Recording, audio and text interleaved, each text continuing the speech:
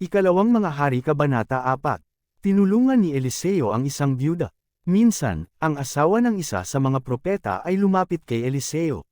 Sinabi niya, hindi po kaila sa inyo na ang asawa ko'y namuhay ng may takot kay Yahweh hanggang sa mamatay. Ngayon po, ang dalawa kong anak na lalaki ay gustong gawing alipin ng isa sa mga pinagkakautangan namin. Ano ang maitutulong ko sa iyo? Tanong ni Eliseo, ano bang mayroon ka sa bahay mo? Wala po, maliban sa isang bateng langis, sagot niya. Sinabi ni Eliseo, puntahan mo ang iyong mga kapitbahay at humiram ka ng mga lalagyan ng langis hanggat mayroon kang mahihiram. Pagkatapos, magkulong kayong mag-iina sa inyong bahay at lahat ng lalagyang nahiram mo'y punuin mo ng langis na nasa bahay mo.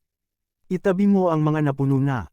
Umuwi nga ang babae at pagdating sa bahay ay nagkulong silang mag-iina at isa-isang pinuno ng langis ang mga lalagyan habang ang mga ito'y dinadala sa kanya ng kanyang mga anak. Hindi alam ng ina na puno ng lahat kaya sinabi niya, abutan pa ninyo ako ng lalagyan. Puno na pong lahat, sagot ng kanyang mga anak. At tumigil na ang pagdaloy ng langis. Pumunta siya kay Eliseo, ang lingkod ng Diyos at isinalaysay ang nangyari. Sinabi ni Eliseo sa babae, ipagbili mo ang langis at bayaran mo ang iyong mga utang. Ang matitira ay gamitin ninyong mag-iina. Si Eliseo at ang Sunamita. Minsan, si Eliseo ay pumunta sa Sunam. May isang mayamang babae roon at siya'y inanyayahang kumain sa kanila. Mula noon, doon siya kumakain tuwing pupunta sa lugar na iyon. Sinabi ng babae sa kanyang asawa, natitiyak kong isang banal na lingkod ng Diyos ang taong ito. Bakit di natin siya ipagpagawa ng isang silid para matuluyan niya tuwing pupunta rito? Bigyan natin siya ng higaan, mesa, upuan at ilawan. Isang araw, bumalik nga roon si Eliseo at doon siya nagpahinga sa silid na inihanda para sa kanya. Tinawag niya ang katulong niyang si Gehazi at sinabi, tawagin mo ang babaeng Sunamita.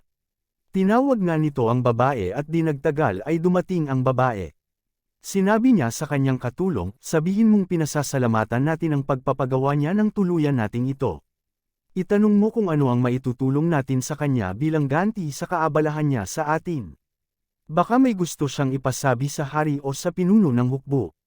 Wala kayong dapat alalahanin. Nasisiyahan na po kami sa pamumuhay rito sa piling ng aming mga kababayan, sagot ng babae.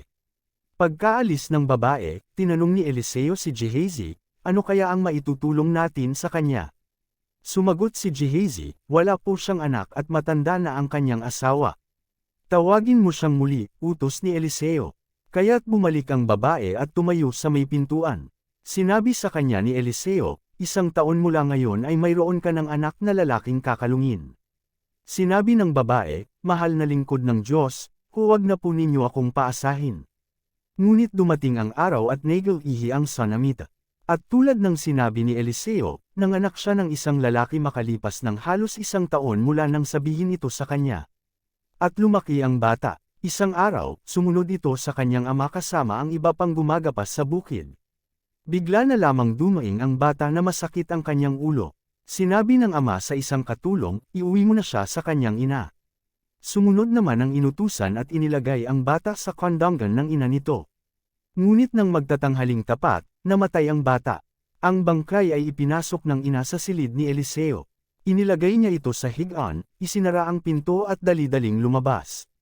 Tinawag niya ang kanyang asawa at sinabi, madali ka.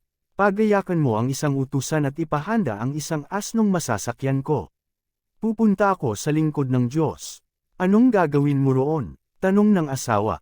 Hindi ngayon araw ng pamamahinga at hindi rin kapistahan ng bagong buwan.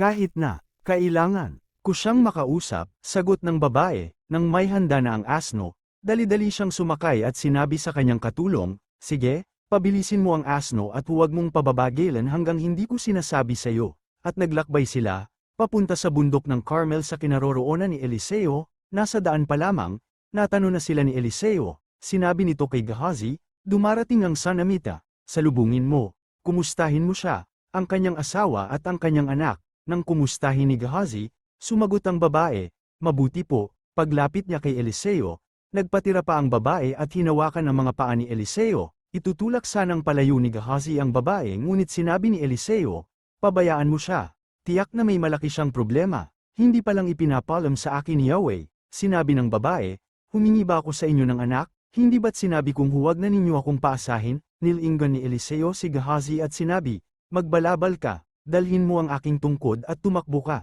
Kapag may nakasalubong ka sa daan, huwag mong babatiin, kapag may bumati sa iyo, huwag mong papansinin. Tumuloy ka sa bahay nila at aipatong mo ang tungkod sa mukha ng bata. Sinabi ng Sunamita, saksi si Yahweh, ang Diyos na